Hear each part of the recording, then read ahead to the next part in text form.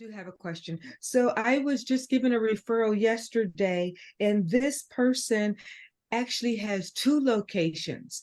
And I how would you handle someone with two locations? I don't think that they have a lot of money. I really don't. And I honestly think that they may be getting close to where they're getting one of those guido loans. So I think the business is like here. I don't know if it's just one or if it's both locations. I'm new. I don't know. So if a business has two locations, like for example, let's say it's uh, I think John had been working on one before that was some type of a franchise, a food franchise, but they had two locations. Do they want to sell both?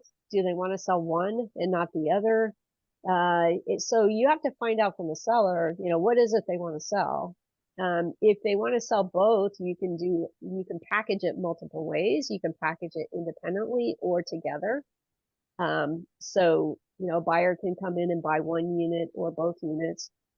The caveat with that is, if the seller only wants to sell one unit, but their tax returns are for both, then you have to have separate P&Ls for both, because lenders always want to tie back to your P&Ls. The combination of your P&Ls have to tie back to your tax returns.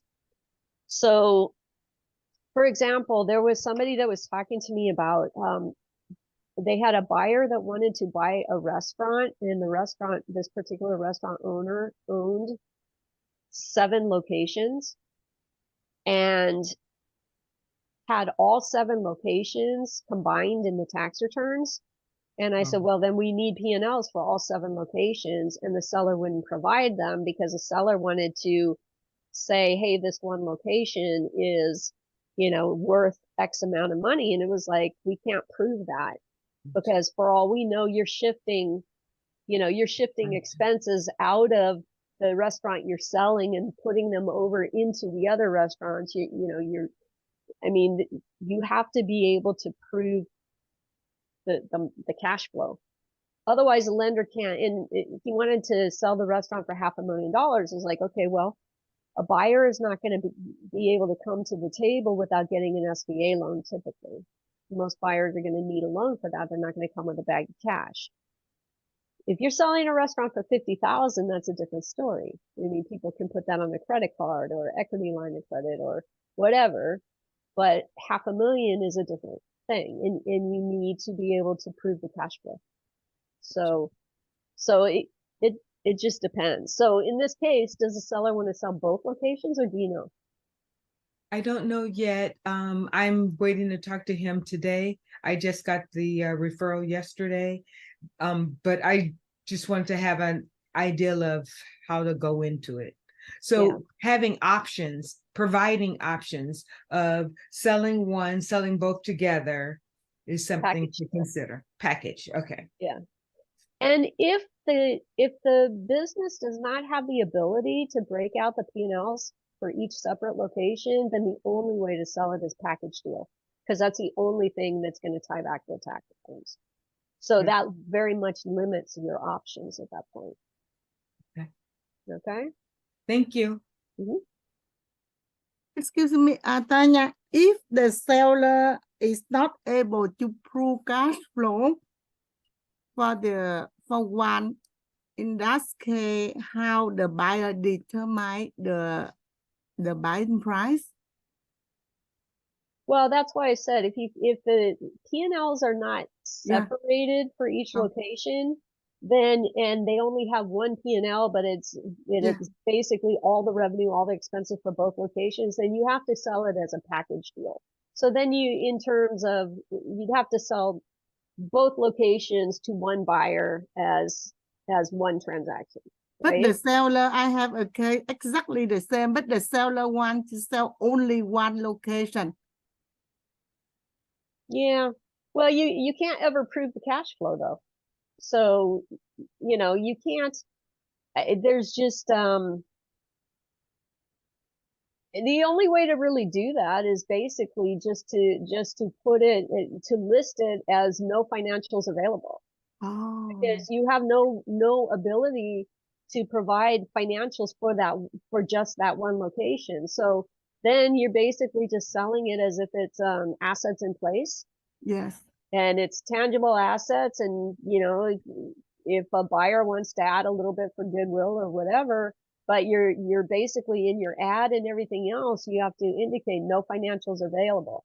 So even when you're putting an ad like in BizBuySell or BizBin, Yes. top Yes. line revenue, you don't even know what top line revenue is for that one location. Oh, All you know is what top line revenue is for the two locations combined, but there's nothing that tells you what that one location did. So you can't even advertise revenue. You definitely don't know what the expenses were. There's no way to calculate your SDE on just that one location. even the seller, even the seller told us, give us the number. We cannot advertise either. Oh, You have, so when, now I'm going to go into the legal stuff here, but a seller gives you a number and says, yes. okay, my discretionary earnings was 250,000. Yes. As a broker, you have a duty, even if you're representing the seller, you have a fiduciary duty to your seller, but you also have a duty of honesty and fair dealing with the buyer. If you go ahead and tell the buyer, well, business SDE is 250 according to the seller, and it turns out not to be, then the buyer can sue you for something called negligent misrepresentation. Because you by providing that information, you misrepresented the SDE when you had no reasonable belief that it was in fact true. So you can't always get away with saying, well, seller said, seller said this, seller said that. You can use that, and we have waivers all over the place, but at the end of the day, you're a professional, and according to the Department of Real Estate, you have a duty of honesty and fair dealing. So you have to, at least at minimum, have a reasonable belief that the information you are providing is somewhat accurate. And if you don't have that reasonable belief, then you can't pass on that information. I see. Okay. Thank you so So much. Thank you. Yeah. yeah. So just, in a situation like you're talking about, the best thing you can do is just say no financials are available, or no financials are available for this location, separate and apart from the overall company. So you can caveat it, and if they want to look at the financials for both companies or the tax return or whatever, then you're making it very clear that that's for two locations. You have no idea one way or another what the split is in terms of what revenue and what expense should be allocated to one location over the other, and you're not claiming to have any of that knowledge. Thank you so much, Tanya. Thank you.